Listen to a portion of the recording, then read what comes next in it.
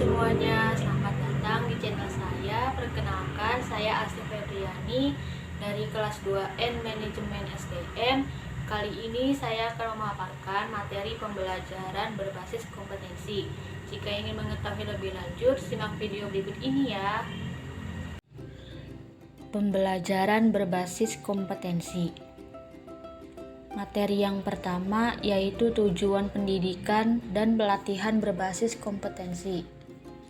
Tujuan pendidikan dan pelatihan adalah kompetensi yang diharapkan dicapai peserta setelah menyelesaikan proses diklat.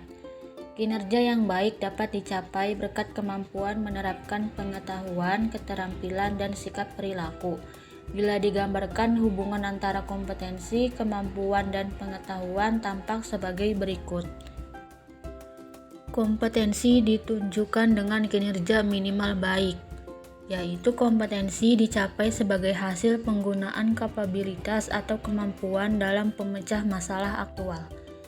Lalu kapabilitas atau kemampuan sebagai hasil penerapan kombinasi penerapan pengetahuan, keterampilan, sikap perilaku, yaitu kapabilitas atau kemampuan disebut kompetensi dasar, diperoleh sebagai hasil perpaduan bakat, pengalaman, dan pendidikan, menjadi dasar untuk mencapai kompetensi. Selanjutnya ada kurikulum berbasis kompetensi. Kurikulum berbasis kompetensi adalah kurikulum yang ditunjukkan untuk menciptakan tamatan yang kompeten dan cerdas dalam membangun identitas budaya dan bangsanya. Lalu kompetensi yang dikembangkan. Kompetensi yang dikembangkan berupa keterampilan dan keahlian bertahan hidup dalam perubahan, pertentangan, ketidakmenentuan, ketidakpastian, dan kerumitan dalam kehidupan. Lalu yang terakhir, desain dan pengembangan sistem. Desain dan pengembangan sistem pembelajaran dengan seluruh komponen di dalam harus difokuskan pada tujuan pembelajaran yang berisi kompetensi.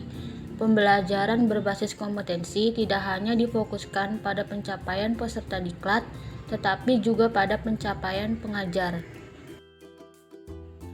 Materi berikutnya yaitu kompetensi awal dan karakteristik awal peserta didik. Ada pihak pertama, pihak kedua, dan pihak ketiga.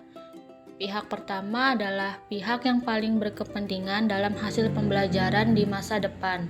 Mereka adalah pihak yang perlu dibantu penyelenggara diklat untuk membangun cita-citanya atau peserta didik. Pihak kedua adalah penyelenggara diklat, di dalamnya termasuk pengajar dan pengelola satuan pendidikan. Lalu pihak ketiga yaitu pengguna lulusan. Mereka adalah yang berkepentingan untuk mendapatkan lulusan sesuai kebutuhan lapangan kerja. Selanjutnya yaitu kompetensi dan pengukuran hasil belajar. Kompetensi dan pengukuran hasil belajar yaitu akhir proses pembelajaran, pengajar, peserta diklat, dan masyarakat ingin tahu bagaimana hasil pembelajaran. Pendesain pembelajaran perlu membuat alat pengukuran yang dapat mengukur kompetensi yang dimaksud dalam tujuan pembelajaran. Alat ukur yang dinyatakan valid dan alat ukur yang dapat mengukur sesuatu yang seharusnya diukur atau reliable. Nah, di sini ada perbandingan antara kemampuan dan kompetensi. Kemampuan dalam kawasan pengetahuan, keterampilan, sikap atau kompetensi dasar. Yang pertama, kemampuan menjelaskan cara membuat proposal penelitian, sedangkan kompetensi membuat proposal penelitian yang baik. Yang kedua, kemampuan cara menulis laporan penelitian, sedangkan kompetensi membuat laporan penelitian yang baik. Yang ketiga, menguraikan cara penggunaan peralatan laboratorium fisika dengan baik, sedangkan kompetensi menggunakan peralatan laboratorium fisika dengan baik. Yang keempat, menguraikan cara sopan santun dalam kehidupan masyarakat, sedangkan kompetensi berperilaku sopan santun dalam kehidupan masyarakat. Yang kelima, menguraikan bentuk perilaku gotong royong sesuai ajaran Pancasila, sedangkan kompetensi bergotong royong sesuai ajaran Pancasila. Hubungan kompetensi dan strategi pembelajaran. Pendesain pembelajaran diharapkan dapat melaksanakan kegiatannya secara bertahap, yaitu yang pertama, menentukan tahapan dan langkah kegiatan pembelajaran dengan urutan isi yang diarahkan pada pencapaian kompetensi. Demikian pula pada saat menentukan metode, media, alat, dan alokasi waktu harus mempertimbangkan kesesuaian unsur dalam strategi instruksional dengan kompetensi dalam tujuan pembelajaran. Lalu yang kedua, pengajar melaksanakan rencana strategi pembelajaran yang telah disusun dengan memasukkan upaya pemberian motivasi sepanjang proses pembelajaran, agar peserta didik memfokuskan perhatiannya pada seluruh pembelajaran. Upaya pemberian motivasi tersebut berupa pemberian pujian, penguatan, pemberian latihan relevan, dan menanamkan keyakinan kepada peserta didik bahwa ia secara bertahap akan berhasil mencapai kompetensi yang ada pada tujuan pembelajaran. Lalu materi yang terakhir yaitu hubungan kompetensi dan pengajar atau fasilitator.